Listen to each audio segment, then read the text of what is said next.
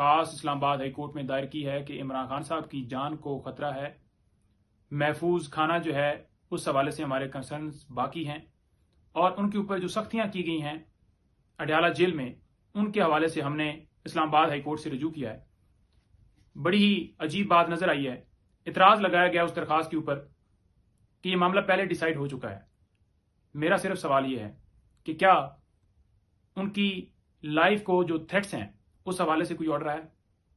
کیا جو ان کو واک کرنے کی اجازت نہیں، جو پابندیاں لگائی گئی ہیں، ان کو مینٹلی ٹارچر کیا جا رہا ہے، اس کے اوپر کوئی بات ہوئی ہے؟ کوئی حکم آیا ہے؟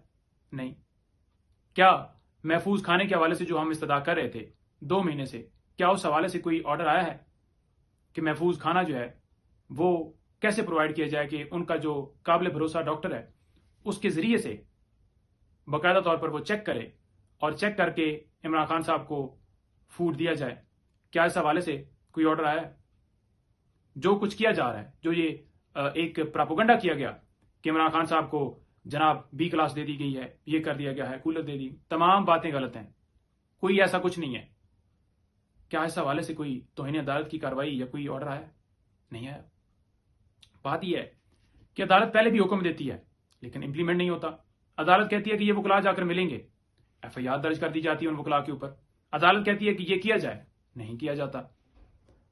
یہاں پر قانون تو فالو کیا نہیں جاتا، لیکن یہ اعتراض لگانا کہ آپ کا معاملہ پہلے ڈیسائیڈ ہو چکا ہے، یہ سمجھ سے باہر ہے، اور ہم یہ استدعا کرتے ہیں کہ کل یہ معاملہ ٹیک اپ ہو گیا ہے، تمام اعتراضات دور کیے جائیں گے اور فوراً فی الفور اس درخواست کے اوپر فیصلہ دیا جائے۔ ہمیں عمران خان صاحب کی جو جان ہے اس کے حوالے سے خدشات ہیں، اور فوراً اس کے اوپر فیصلہ دیا جائے کیونکہ یہ سب سے ارجنٹ نوعیت کا معاملہ ہے۔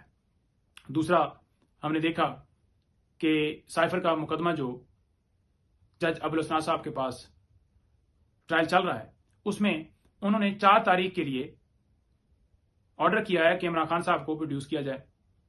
اب دیکھنا یہ ہے کہ جیسا کہ پہلے 2 دفعہ مجسٹریٹ صاحب کے احکامات کو ہوا میں اڑایا گیا، کیا عمران خان صاحب کو عدالت میں پیش کیا جائے گا، یا اسی تصویر کے ڈر سے پھر یہ سیکیورٹی کا بہانہ بنا دیا جائے گا، یا کہہ دیا جائے گا کہ عمران خان صاحب سائفر کیس کے اندر اڈیالہ جیل میں پابند ہیں تو لہٰذا عدالت ہی وہاں شفٹ کی جائے؟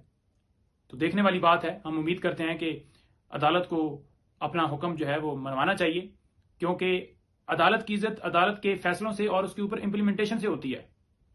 تو لیٹس سی، دیکھتے ہیں۔ دوسری طرف ہم یہ بھی دیکھ رہے ہیں کہ کس طرح سے اس کیس کے اندر جلدی دکھائی جا رہی ہے۔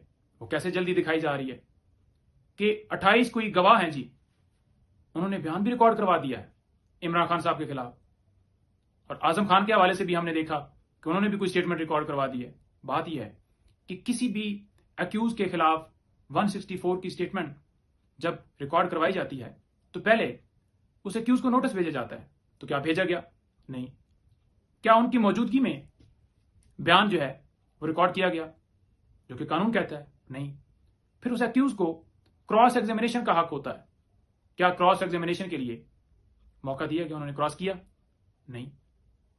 تو پھر کیسے یہ ٹرائل چل رہا ہے بند کمرے کے اندر کہ فوراً اس ٹرائل کو ختم کر کے بیل ڈیسائیڈ نہ ہو اور ادھر سے سزا دے دی جائے؟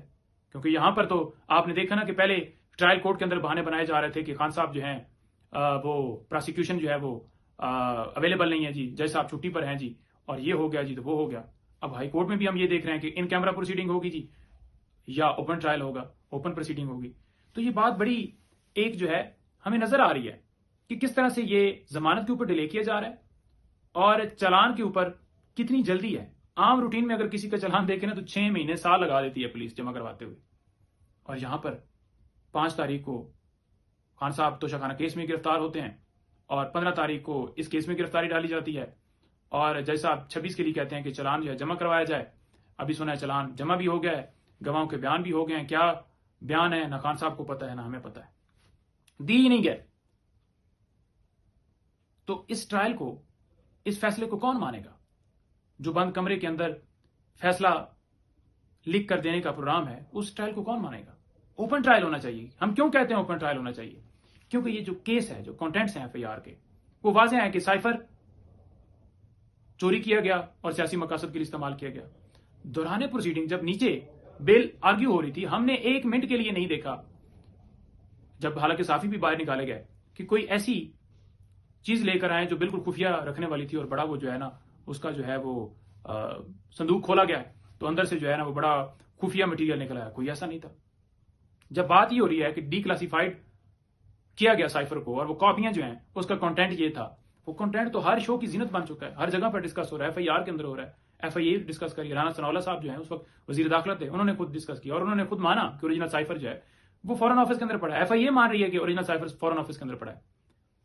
تو جب کوڈ شیئر ہی نہیں کی گئے، جب سائفر کو ڈی کلاسیفائڈ کیا گیا، تو پھر کس چیز کی سیکرٹ کاروائی کرنی ہے جب سائفر کی اوریجنل کی تو بات ہی نہیں ہو رہی اور ڈی کلاسیفائڈ کی بات ہو رہی ہے اور وہ ہر جگہ پر چل گیا ہے.